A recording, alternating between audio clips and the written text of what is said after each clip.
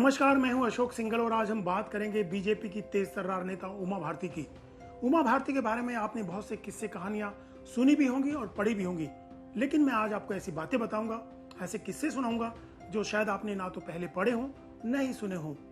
उमा भारती का जन्म मध्य प्रदेश के टीकमगढ़ जिले में एक किसान परिवार में हुआ। उन्होंने पढ़ाई तो बहुत ज़्यादा नहीं की, सिर्फ 6 क्लास तक पढ़ाई की, लेकिन बचपन से उनका रुझान अध्यात्म की तरफ था, धार्मिक कार्यकलापों में था। इसीलिए छोटी उम्र से ही उन्होंने प्रवचन करना शुरू कर दिया था।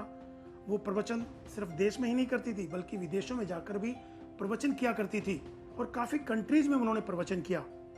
और ख़ास बात यह है, उमा भारती को धार्मिक ग्रंथों और महाकाव्यों की काफ़ी जानकारी है, काफ़ी पकड़ है उन धार्मिक ग्रंथों पर, और 3 किताबें भी उमा भारती लिख चुकी हैं।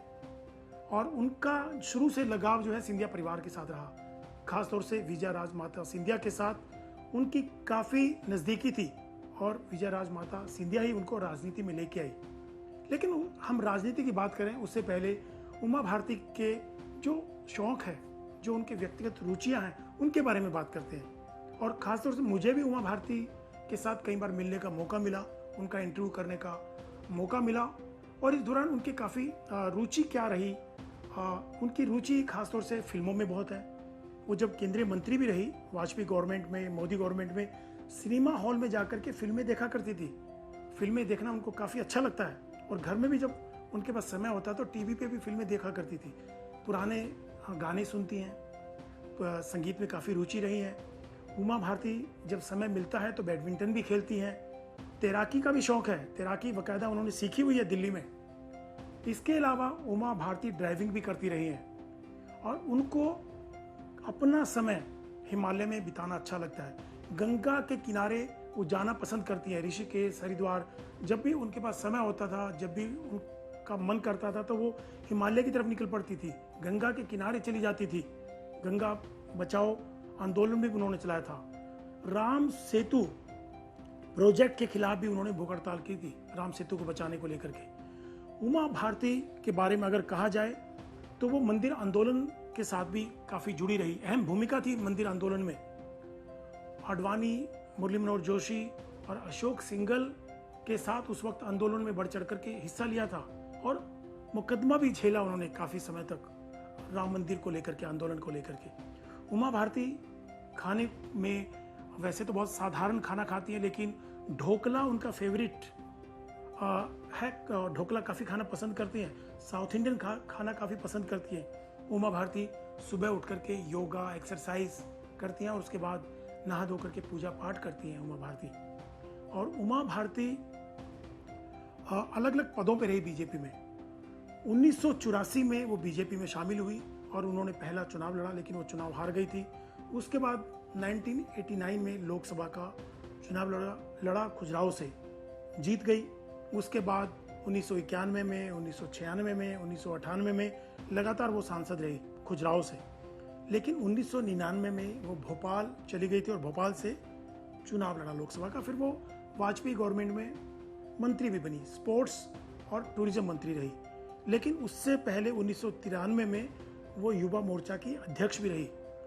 उसके बाद उमा भारती 2003 में मध्य प्रदेश की मुख्यमंत्री भी बनी, लेकिन इस पद पर वो ज़्यादा लंबे समय तक नहीं रही, क्योंकि हुबली दंगा मामले में उनको इस्तीफा देना पड़ा था। फिर वो पार्टी से नाराज हो गई थी, फिर वो पार्टी से बाहर चली गई। और उसके बाद उमा भारती की अगर बात की जाए, उमा भारती 2011 में वापस आई, और जब नितिन गडकरी पार्टी अध्यक्ष है, और उससे पहले वो पार्टी की उपाध्यक्ष भी बनी उमा भारती। और फिर उन्होंने विधायक का चुनाव भी लड़ा उत्तर प्रदेश से। फिर 2014 में उन्होंने चुनाव लड़ा झांसी से लोकसभा का और जीत गई। फिर मोदी सरकार में वो गंगा की मंत्री बनी, क्योंकि गंगा में बड़ी रुचि थी, गंगा सफाई को लेकर के उन्होंने आंदोलन भी चलाया था। और इसके अलावा वाटर रिसोर्सेज मंत्री भी बनी। लेकिन 2019 में उन्होंने चुनाव नहीं लड़ा। आजकल वो मध्य प्रदेश में ज़्यादा समय बिताती हैं, और अभी अपने एक आंदोलन को लेकर भी काफ़ी चर्चा में। उमा भारती ने शराबबंदी को लेकर के ऐलान किया हुआ है कि शराबबंदी नहीं हुई, अगर नशे पे बैन नहीं हुआ तो वो सड़क पे उतर जाएंगी। हालांकि मध्य प्रदेश में उन्हीं की सरकार है, शिवराज सिंह की सरकार है, लेकिन उन्होंने साफ किया कि वो अपनी सरकार के खिलाफ नहीं है, क्योंकि शिवराज सिंह भी चाहते हैं नशाबंदी हो, और इसीलिए उन्होंने जनवरी तक का अल्टीमेटम दे रखा है कि अगर जनवरी तक शराबबंदी नहीं हुई तो वो सड़कों पर दिखाई देंगी। उमा भारती के बारे में ये कहा जाता रहा है कि वो बीजेपी की फायर ब्रांड नेता रही हैं। एक ज़माने में वो अपनी बेबाकी के लिए जानी जाती थी। कोई भी बात रखने के लिए वो बहुत बेबाकी से बात किया करती थी और सामने आकर के बोलती थी। लेकिन जब 2011 में वो बीजेपी में शामिल हुई तब थोड़ा बदली हुई थी उमा भारती। जो उनके तेवर थे, जो उनका अंदाज था, उसमें काफ़ी बदलाव आ चुका था। जो बेबाकी और फायर ब्रांड का नाम उनको दिया जाता था वो उमा भारती में दिखाई नहीं दिया। बहुत ही शांत और बदली हुई सी उमा भारती थी। ये मैंने एक बार उनसे इंटरव्यू के वक्त भी पूछा था कि इस बदलाव की वजह क्या है। उमा भारती ने कहा था कि नहीं, समय के हिसाब से चीज़ें बदलती हैं, अब वो पहले की तरह बेबाक नहीं है। हालांकि अपनी बात अभी भी वो साफ गोई से कहती हैं। और उसके बाद उमा भारती ने एक नारा भी दिया था जब वो राम मंदिर का आंदोलन उनका चल रहा था। उन्होंने कहा, रामलला घर आएंगे, मंदिर वहीं बनाएंगे। ये एक आंदोलन उमा भारती उस वक्त कहा करती थी उमा भारती, और उनके भाषण राम मंदिर आंदोलन के वक्त काफ़ी प्रसिद्ध हुए थे। बहुत तेवर था उनके भाषणों में, बहुत आक्रामक हुआ करते थे उमा भारती के भाषण।